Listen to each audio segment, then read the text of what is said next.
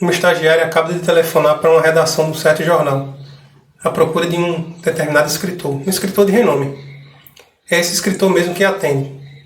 Ela apresenta-se como pesquisadora e lhe faz a pergunta: o que o senhor acha da socialização da medicina? Ele é categórico. Sou contra, absolutamente contra. Ela pergunta por quê? Ele diz: porque a medicina não existe sem misericórdia. E eu não acredito nem a tiro na misericórdia oficial. E ele prossegue muito jocosamente até dizendo, como é típico dele, inclusive, que há sujeitos que não suportam um minuto a mais de dor de dente e que são mandados para casa para voltar daí a 7 meses pelo dentista público. E arremata, explicando que a socialização cria uma responsabilidade difusa, volátil, que não tem rosto, não tem nome, que não individualiza nunca. E nós conhecemos a influência da distância na solidariedade humana. Esta crônica é de Nelson Rodrigues, chamada O Trem Fantástico. E nela ele reflete sobre a empatia humana, sobre a compaixão. Nós vivemos uma época de profunda sinalização de virtude. Nós precisamos dar prova de pureza moral a todo momento. Mas haverá uma diferença entre empatia e compaixão? A empatia e a compaixão, elas possuem uma mesma característica básica, que é simplesmente sentir a dor do outro. Porém, são respostas diferentes. A simples empatia é sentir a dor alheia, mas como uma resposta emocional passiva. Enquanto que a compaixão é uma resposta ativa, ou seja, eu não apenas sinto a dor do outro, mas ponho as mãos no arado. Eu tento resolvê-la na prática, diminuí-la, ajudá-lo. A empatia é muito difundida, é quase onipresente, mas a compaixão nem tanto. Foi apontando o mesmo fenômeno que Charles Dickens escreve na sua Black House, um capítulo intitulado Filantropia Telescópica, para falar de uma senhora Jellyby, que se preocupava com tribos distantes enquanto negligenciava o filho que se machucou em casa. Claro, ter compaixão exige alguns cuidados. E são os cuidados da mediação racional. Por quê? Porque alguns usurpadores podem se aproveitar do meu sentimentalismo ao lidar com uma situação doída, difícil. E porque também, mediado pela razão, eu não me engano a respeito do bem que o outro merece ou precisa. Não por acaso, o mandamento de amar ao próximo como a si mesmo pressupõe que você saiba como amar-se a si mesmo. A empatia não é uma característica de uma pessoa boa, simplesmente. Não.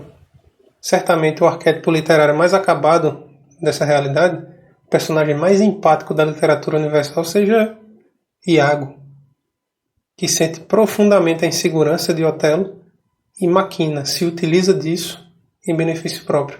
O homem verdadeiramente caridoso importa-se com a boa finalidade daquela ação que pratica com relação ao outro. Ou seja, há pessoas que aparentemente são antipáticas, não são bondosas, não são caridosas, mas que de fato o são. Porque a verdadeira caridade é conduzir aos nossos irmãos e a nós mesmos a verdade.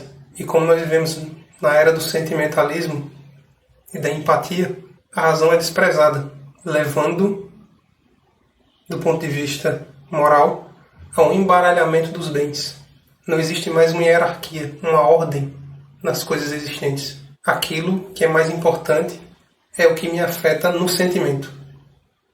Se eu sinto algo, aquilo é mais importante do que algo objetivamente, uma outra coisa objetivamente valiosa. E muito mais valiosa do que aquilo que é objeto do meu sentimento. Não por acaso nós vemos essa questão da capivara, do rapaz da capivara. Ele mostrando o dia a dia dele nas redes sociais. E tudo bem. Qualquer um que queira ter seu animalzinho, apreciar e gostar do seu animal, tudo bem. Mas esta realidade é elevada a um grau de importância gigantesco, a ponto de fretarem um avião para transportar o animal. Enquanto, por outro lado, eu vi um vídeo esta semana de uma conhecida minha que estudou comigo, fazendo um apelo para que seu benefício seja restituído, já que ela é paciente de câncer, tendo sofrido metástase. Eu fiquei pensativo com essa realidade. E aqui não estou dizendo que você deve deixar de dar um brinquedo ao seu filho porque as crianças da África estão passando fome, não, nada disso. Mas isso me leva a refletir sobre, de fato, a inversão de valores na nossa sociedade e de como as pessoas estão muito debruçadas sobre realidades que estão distantes delas e desprezam necessidades locais, urgentes, presentes ao redor de cada uma delas. Obviamente, em um mundo sem Deus, nós teríamos um mandamento da empatia, porque as sociedades precisam de um vínculo, de um elo social que os faça não viver paranoicamente com medo dos seus vizinhos e tudo. Embora vivamos assim. Mas é como tentar resolver um problema grave com uma aspirina.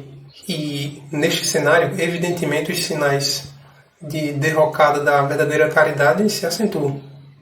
É só nós repararmos, por exemplo, numa lei do Senado Federal Brasileiro que dá direito àquele que encontrou um item de uma outra pessoa na rua a receber 5% do valor do item.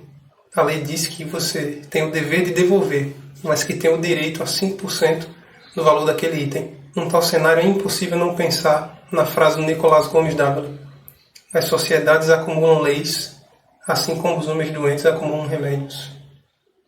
Salve Maria. Viva Cristo Rei.